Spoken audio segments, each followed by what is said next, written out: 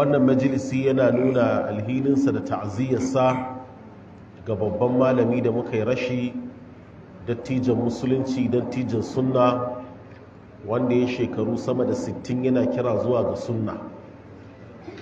Muna yi ma al'umman musulmi ta'aziyya ga baki daya, khususan muna yi ma ahlus sunna ta'aziyya, wa bil akhas muna yi ma iyalansa ta'aziyya.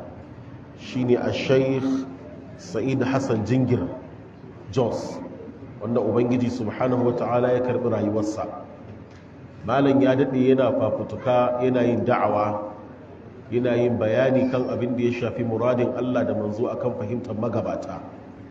Ko shakka babu duniyar ilimi ta yi rashi, kuma malam dattijo ne sosai.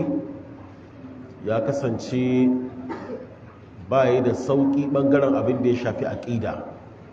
Abin da Allah ta'ala da manzo suka tabbatar shine abin da yake tabbatarwa. Allah ta'ala ya gafarta mashi, Allah ta'ala ya rahamshe shi, Ubangiji ta'ala ya sanya ya huta, Allah ta'ala ya kyautata makwancinsa, Allah ta'ala ka bashi aljanna, Allah ka karɓi ayyukansa, Allah ka mai masa bayansa, Allah ka ba iyalinsa haƙurin rashinsa, Allah mu ma ka ba mu haƙurin rashinsa.